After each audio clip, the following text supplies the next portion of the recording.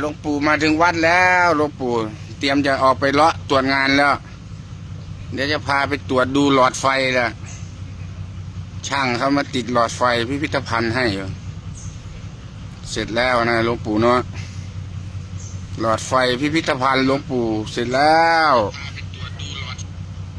ยังไม่ได้ไปตรวจงานส่งงานเลยเนี่ยไปกรุงเทพหลายวันแล้วกลับมา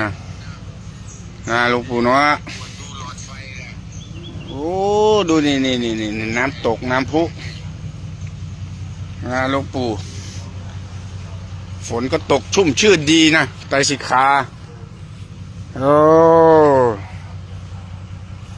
เงินเบิดไปแล้วคนยังข้างไทย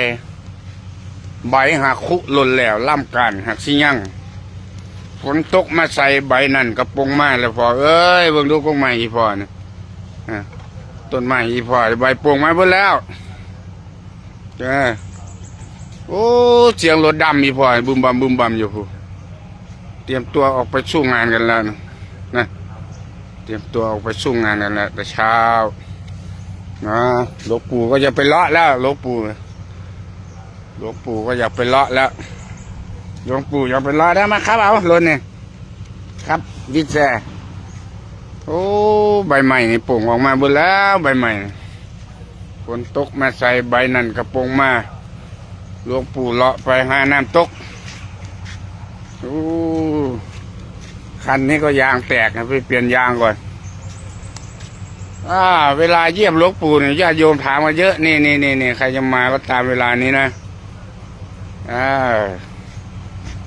โอ้น้ำตกอีพอไปตรวจงานเลยอีพอไปตรวจงานเลยใกล้จะถึงวันมาฆบูชา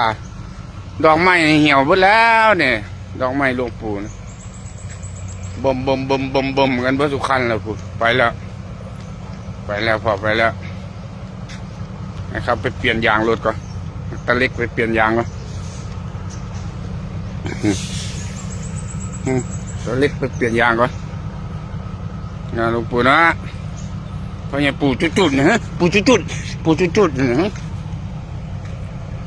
หลวงปู่จุดหลวงปู่จุดไปกันแล้วหนูก็ไปกันแล้วไปกันหมดแล้วโอ้ดอกไม้หลวงปู่ก็เลาะดีขนาดเลยมาหอดวัดแล้วเพิ่นที่ไปใส่วันเนี่ยที่ไปใส่ไปหลวงปู่มาเลาะแล้วหลวงปู่มาเลาะไปทำงานกันแล้วมาถึงวัดบรรยากาศเช้านี่โอ้พ่อใหญ่เฮียปู่ขับมาป้าเข้ากันดิขึ้นไปเบิ่งไอ้นั่นก่อนป้าให้พาหลวงปู่ไปดู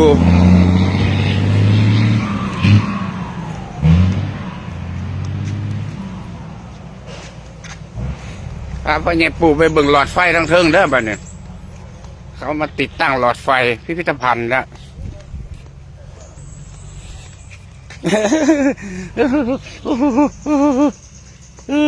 ดีใจได้นะมาวัดเนี่ยดีใจเพิ่นนะเบิ่งหูเพิ่นได้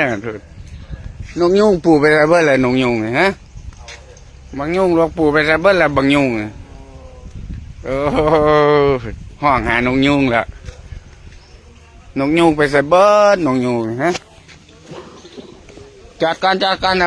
มาเสร็จน้ำลายให้ก่อนมาบางยุงหลวงปู่ไปใส่เบิ้ลบางยุงไปใส่เนาะบางยุงฮะบางยุงปู่ไปใส่บางยุงโอ้ฝนตกมาซุ่มซื่นขนาดเนาะพ่อเนาะใบอินทนิลก็เริ่มออกแล้วพ่ออินทนิลออกมาหมดแล้ว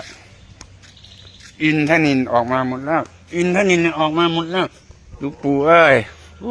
งามเลยพ่อว่าธรรมดาแล้วของอีพ่อไปสดชื่นแจ่มใสดีแล้วมื้อนี้ป่ะขึ้นบักกัดบ้านนะสิพาไปละขึ้นไปภูเขาจะเข้าเดี๋ยวครูบาเลยได้ไปหางานครูบาเลยยังงานหลายอันเลยได้พอยังงานหลายอัน เดี๋ยวมา